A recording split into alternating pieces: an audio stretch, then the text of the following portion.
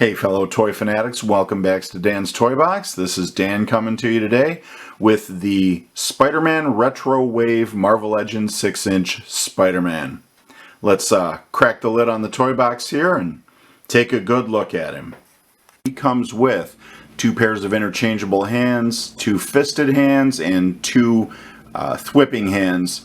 And my only question is, WTF Hasbro? Where's the wall crawling hands? If any figure of Spider-Man is screaming to have wall crawling hands, this one is it. Oh well, whatever.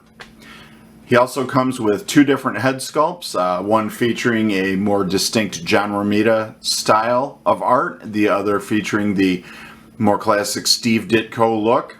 And in my opinion, these are both absolutely incredible. I can't even begin to say enough as to what a great figure this is.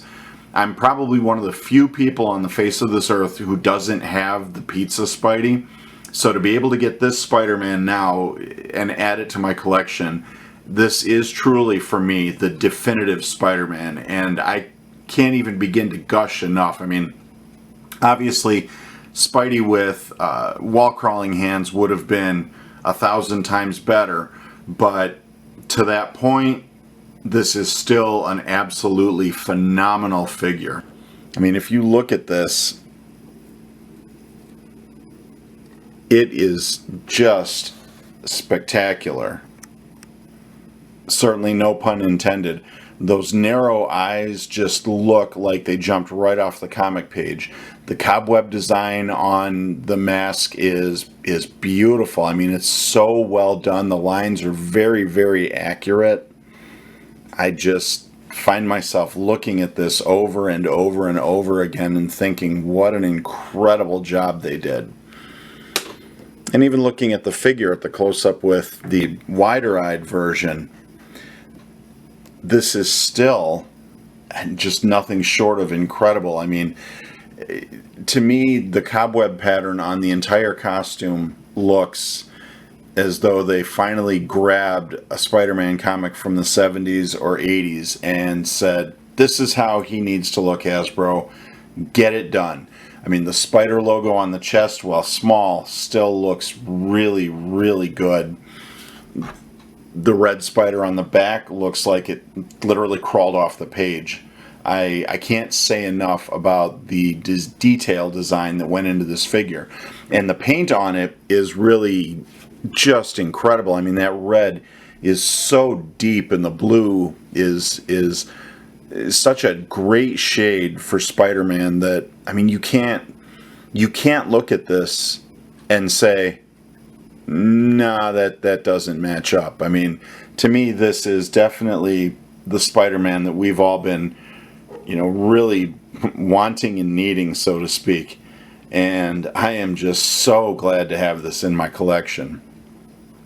As far as the actual paint itself goes, the figure is so well done. There's so little for me to complain about in terms of the color bleed through. There is a little bit of bleed through on the spider on his back.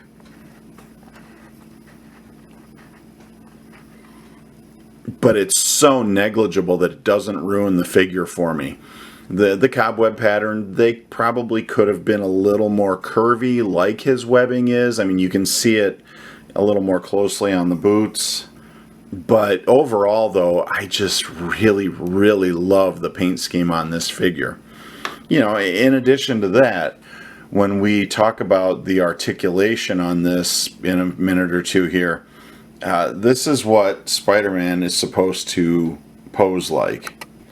And you're going to be probably very, very happy with the articulation in this and just what Hasbro did finally to get it right. Not, of course, that it doesn't come without a couple of complaints, because I'm trying to be a little unbiased. I know I don't sound like it the way I'm gushing over the paint scheme and the figure itself, but there are some problems with it, but they're definitely not such that it's going to inhibit my enjoyment of this figure any way, shape, or form. So with that, let's take a look at the articulation. The first real improvement that they made on the figure is his head range of motion. Spidey can look down quite a ways. He's on a ball peg, and he can look up quite a ways. Of course, the problem with this is that you get a very large gap underneath his neck.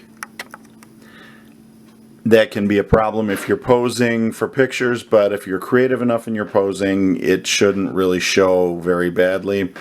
It does make for great web swinging and looking up poses, and the reason they were able to do that is that Hasbro has put a new cut in the back of the neck where the ball peg itself can actually come up and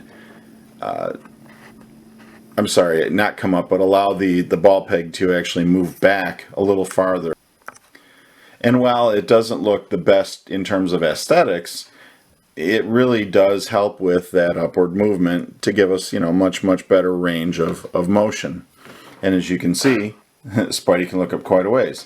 If you don't mind the gap underneath his neck, then, it's not terrible. I, for one, think that the benefit of the cut on the back to allow something like that is much better than what the old Spidey could and couldn't do. Additionally, he can turn his head left and right, and he does get just a little bit of wobble, a little bit of attitude pivot. Shoulders will move up that far, and they'll do a full 360, I promise. He has great butterfly joints at the shoulders, which allow for much more dynamic posing for web swinging, punching, web slinging, you name it. He's got the double jointed elbow, which will bend about that far right now. This came out before the pinless technology was introduced, but man, it sure would have been nice to have had the pins at least painted blue on this side. He has his upper bicep swivel, and the wrists will turn, and both wrists on these and the web whipping hands will hinge up and down. Spidey also has a great new ab and waist crunch, which will allow him to bend forward this far, which gives great dynamic poses for web swinging, climbing, you name it. He'll tilt back that far with both, which is just phenomenal given the fact that Spider-Man is supposed to be very nimble, very agile, very flexible.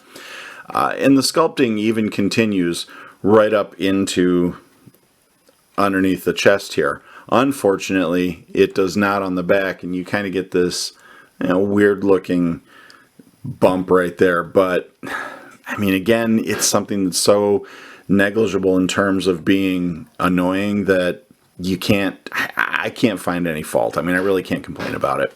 He does have some great pivot, at the diaphragm here. He does not have a waist pivot, unfortunately. But for the first time, we have a Spider-Man who has drop-down legs. And they will allow him to do much better splits than what we have seen in the past. His legs will kick forward that far. They'll kind of kick back and out to the side. He has an upper thigh cut, double jointed knees, which bend in this far. And he's got great ankle movement forward, backward, and a ankle pivot / rocker that just really gives him some dynamic posing options. Overall, I gotta say, this has definitely become my absolute favorite Spider-Man. I've got a couple of different Mafex versions. I've got the black suited Spidey. I've got the big time Spider-Man, and out of all the Spider-Man I have, this is definitely my number one. I think in terms of price range, at a rough price point of about $20, you cannot go wrong. This is a toy that not only needs to be in your toy box, but will make your toy box much better for it. Spidey comes in at the typical Marvel Legends height of about 6¼ inches tall, and so he fits perfectly in with the rest of your Marvel Legends collection.